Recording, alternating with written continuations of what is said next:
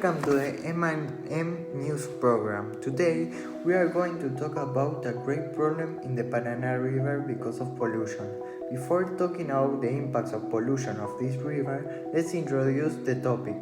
The Paraná River is the sixth largest river in the world. Its basin has an area of 1,500,000 square kilometers, in which an average annual flow of 17,000 cubic meters per second flows with a suspended load of around 118.7 tons. In total, it covers more than 4,000 kilometers throughout several provinces of the country, where various intensive agricultural activities are carried out. The Paraná River burns at the end of Rio Grande in Minas Gerais, where then flows south to Brazil, then Paraguay, and finishes in the delta of the Paraná that is located in Argentina.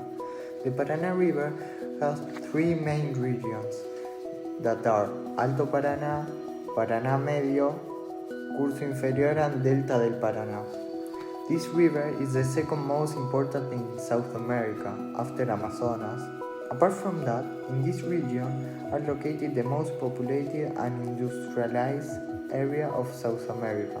Moreover, for Argentina it's very important for its economy, as it is a trade route where lots of boats go through it and have to pay taxes to transport their products. In addition, it's one of the main sources of water consumption and food for people that live near the region, and also the main source of water for agricultural activities. Every farm that has animals or plants different things, the water that they consume comes from this river. Also, places like the Delta are always filled by tourists, which also contribute to the region's economy. Furthermore, it gives electricity to Brazil, Argentina, and a little to Paraguay, as there are lots of hydroelectric plants along the river's course. So we can see how important this river is for our ecosystem and economy, but we are abusing of it and don't taking care of this water source. Researchers from Santa Fe have been warning of the high degree of contamination of Paraná several years, but the successive governments of the different levels of the state do not take action in the matter, and the pollution is increasing. This problem does not only affect the environment, but also the human being, who is the one who habits the place, consumes the fish from the river, and uses the river's water for consumption, among other interactions with nature. Now, we go to Paraná, where Nico is there to interview a local fisherman, Maxi. Hi, I am here with a fisherman of the zone named Maximo, who has several testimonies to say about the problems of contamination in the Paraná River. How are you today, Maximo? First of all, thank you for inviting me to this program. It's a big opportunity, so people are aware of what's happening here. I'm not so okay because as I can't do my show anymore. Oh yes, I know that. Yesterday, the Center of Environmental Research carried out an investigation of the different pesticides found in both water and sediment.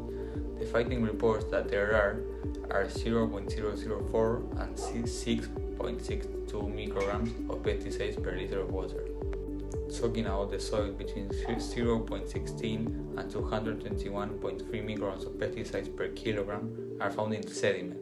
The most important contamination the research found was from endosulfan, a banned pesticide used to kill insects and food worms. Cypermethrin, a very toxic compound to fish and bees that is used to kill parasites. Yes, we should take the example of the United States, as domestic use is prohibited due to its high level of toxicity. I know the WHO warned about this insecticide, which could cause cancer in 7 of 10 cases in humans. It was found in sediments accumulated at the flows of 23 streams and water courses in areas where intensive agriculture is carried out with transgenic seeds and agrochemicals. If we refer to pollution, experts say that the flora and fauna of that zone suffer and exposed to these toxics, which could produce alterations in development, evolution, and so in the biodiversity of the environment. People should stop using wisteria. Last week there was news about thousands of dead fish seen in the river. Do you have more information about that? Although authorities maintain that it was a natural phenomenon, the high level of contamination found in the Paraná open a question about the impact of economic activities. The problem is that there were several floods of the river and they flooded the agricultural lands. This means I am not the only worker who is affected by this situation. Apart from that, the high level of toxins and the high temperature caused the oxygen levels of the river decrease. This means I am not the only worker who is affected by this situation. I didn't know that. After some research, I came to the conclusion that in minor scale, the bipedrilli and pyrethins and pyrethroids insecticides. Likewise, triazoles and strobilurins are the most used as fungicides and to a minor extent carbamates. Although the surface destined to corn cultivation is approximately 10% important quantities of atrazine and acetochlor, there is a social concern about the quantity and quality of the pesticides used in the large local agro-productive schemes, fundamentally in the peri-urban sectors. And not only the large amount of pesticides that are thrown to the river are the problem, if not that also the amount of plastics of water. There is an average of 100 plastic bottles per kilometer in the Setúbal lake, and the experts warn that this contamination has already reached birds, which use this waste to make their nest and consequently have detected microplastic on their bodies in their bodies. The local Ternobird used disproportionately large amount of plastic waste as a nesting material.